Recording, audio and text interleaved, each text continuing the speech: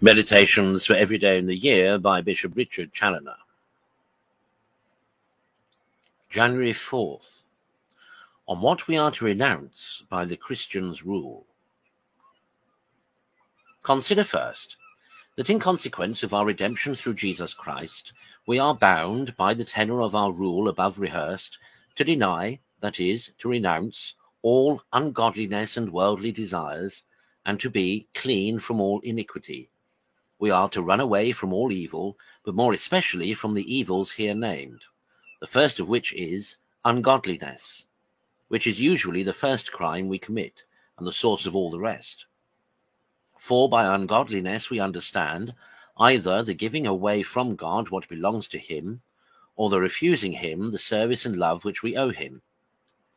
Now here the sinner usually begins to revolt. He is indispensably obliged to dedicate himself to God from his first coming to the use of reason.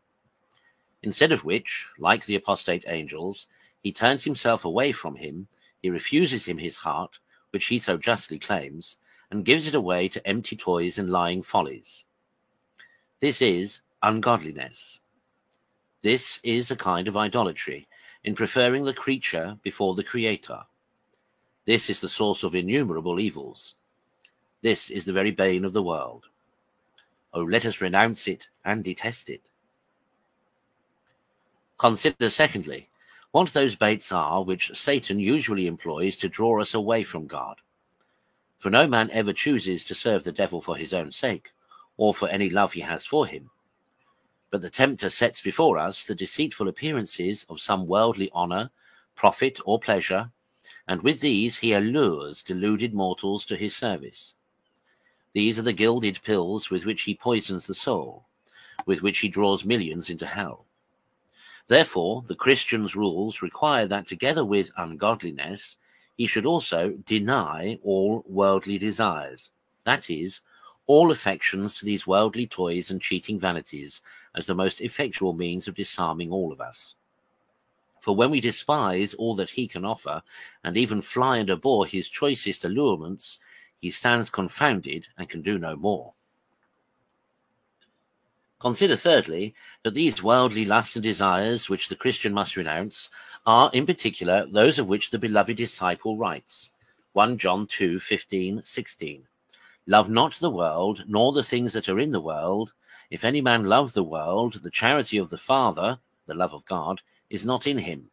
For all that is in the world is the concupiscence of the flesh, and concupiscence of the eyes, and the pride of life.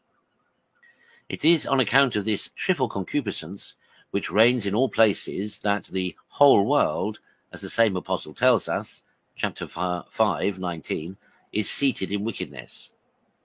So that if we desire to belong to Christ in good earnest, and to profess ourselves religious under this rule, we must declare a perpetual war against this triple concupiscence and its abettors, vis-a-vis the world and our corrupt nature.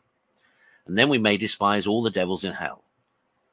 Yes, Christians, renounce but these three capital enemies of your souls, viz. The love of sensual pleasures, the love of gratifying the covetous eye with worldly toys, and the love of worldly honor, and you shall be cleansed from all iniquity. Conclude to be ever zealous observers of your rule by denying ungodliness and worldly desires, and turn your heart to seek your happiness in other kinds of honors, riches, and pleasures, such as the world cannot give, and which may stay with you forever.